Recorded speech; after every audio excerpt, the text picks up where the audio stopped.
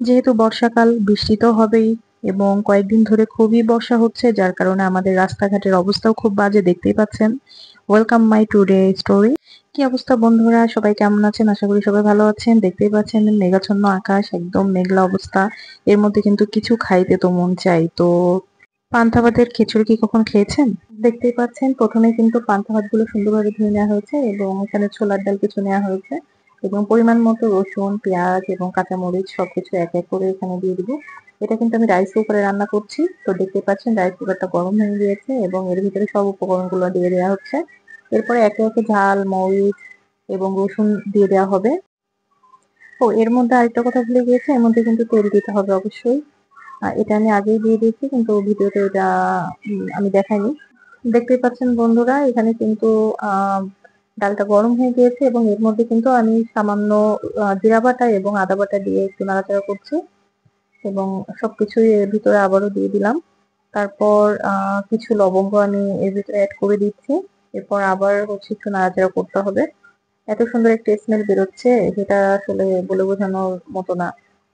একটু সামান্য পরিমাণে লবণ এবং হলুদ এবং ধনিয়ার গুঁড়া আমি এর ভিতরে অ্যাড করে দিয়েছি এবং আবার খানিকক্ষণ নাড়াচাড়া করতে হবে।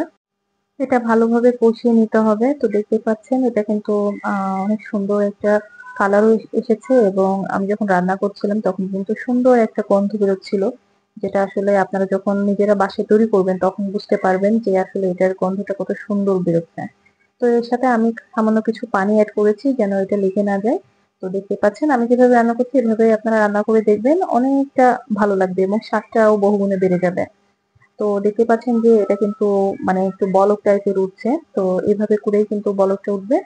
এরপরে আমি সামান্য কিছু এলাচ, দারুচিনি এবং জিরার গুঁড়া করে নিব। তো এটা আমি ভালোভাবে ভেজে নিয়েছি চুলায়। তো আমি ওটা ভালোভাবে গুঁড়া করে সাইডে রেখে দিয়েছি এবং আবারও নাড়াচাড়া করছি। তো এরপরে আমাদের যে স্টেপটা করতে হবে এটা হচ্ছে, আপনারা যদি এর সাথে কিছু চাল অ্যাড করতে চান তাহলে করতে পারেন। এটা আমি পরিমাণ মতোই দিয়েছি। এটা আমি চালটা অ্যাড করে দিয়েছি। দিয়ে এটা ভালোভাবে নাড়াচাড়া দিতে হবে। দেখতেই পাচ্ছেন বন্ধুরা। তো এভাবে করেই এই চালটা অ্যাড করার পরে এটা নাড়তে হবে এবং কিছু সামান্য পরিমাণ তেজপাতা আমি অ্যাড করে দিয়েছি। এটার মানে স্মেলটা আরো সুন্দর হওয়ার জন্য। আরেকটা কথা বলে নিই, অবশ্যই আপনারা পান্তা ভাত কিন্তু আগে থেকে পানি ঝরিয়ে নেবেন। তো দেখতেই পাচ্ছেন যে আমাদের পান্তা ভাতে পানি ঝরিয়ে রাখছি এবং এর মধ্যে কিন্তু আমরা পান্তা ভাতটা অ্যাড করে দিয়েছি এবং এটা ভালোভাবে নাড়াচাড়া করছি। তো এটা সমস্ত চালের সাথে এবং এই ভাতটা, ডাল এর সাথে কিন্তু অ্যাড করতে হবে এবং সামান্য কিছু ফ্রিজে আমার মুরগির মাংস রান্না ছিল সেটাও আমি এখানে অ্যাড করেছি। এটা অপশনাল, আপনারা চাইলেও দিতে পারেন। এবং আমার ভেজে রাখা যে মশলাটা ছিল সেটা আমি অ্যাড করেছি এবং গরম পানি করে আমি এখানে পানিটা অ্যাড করেছি এবং ভেজে রাখা যে মশলাটা ছিল সেটা আমি উপর থেকে ছিটিয়ে দিয়েছি। আপনারা অবশ্যই এটা খেয়াল রাখবেন, পান্তা ভাত কিন্তু আগে থেকেই পানি ছড়িয়ে নিতে হবে, না হলে কিন্তু এটা ঝরঝরা হবে না। এটা কিন্তু ঝরঝরা খিচুড়ি। তো এটা কিন্তু আমাদের খিচুড়ি ভাতের ফাইনাল রূপ। দেখতেই পাচ্ছেন যে কতটা ঝরঝরা হয়েছে। তো আপনারা এইভাবে করে বাসায় তৈরি করে দেখবেন এবং আমাকে কিন্তু অবশ্যই কমেন্টে জানাবেন। ধন্যবাদ সবাইকে। নেক্সট কোনো ভিডিওতে আবার দেখা হবে।